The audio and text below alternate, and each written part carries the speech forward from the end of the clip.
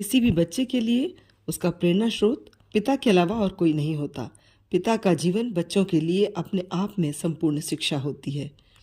पिता भले ही एक आम इंसान क्यों न हो, पर अपने बच्चे की नज़र में वो हमेशा हीरो से कम नहीं होता। भले ही माँ की तरह अपना स्नेह नहीं दिखाता, किंतु बच्चे के भविष्य को बनाने के लिए ताउम्र कठिन परिश्रम करता है। पिता तुम अतुलनीय हो। संज्ञाएं तो बहुत मिलती हैं मुझे, कभी हिमालय सा अडिग, कभी सागर सा गंभीर, कभी आसमान सा ऊंचा, कभी बरगद सा विशाल, कभी कभी घर की नींव सा मजबूत, कभी चट्टान सा अटूट, और भी बहुत कुछ। मैं सुनता हूँ, सुनकर खुश भी होता हूँ।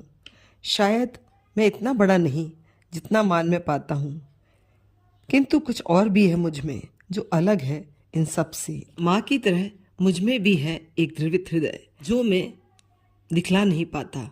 माँ तो जननी होती है, अपने बच्चों पर स्नेह की वर्षा करती है, कभी दुख में कभी सुख में बच्चों को गले लगाकर रो लेती है।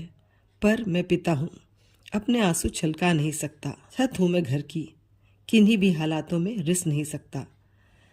चट्टान सा कहलाना भाता है मुझे, पर कभी कभी टूटता हूँ, बिखरता हूँ मैं, फिर खुद से ही खुद को समेट कर अपने किरदार में बंध जाता हूँ कि मैं जानता हूँ कि सबकी उम्मीदें मुझ पर टिकी हैं, सभी की अपेक्षाएं हैं मुझसे। उम्मीदों पर खरा उतरना है मुझे, पर कभी कभी भयभीत होता हूँ कि कहीं जो उनकी उम्मीदों पर खरा नहीं उतर पाया तो खुद को बांध लेता हूँ रिश्तों के मजबूत धागों से जो मुझे संभल देते हैं।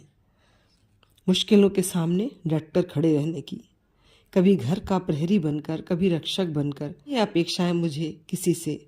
मैं सब कुछ पा जाता हूँ जब अपने बच्चों के चेहरे में हर दिन एक छोटी सी मुस्कान ला पाता।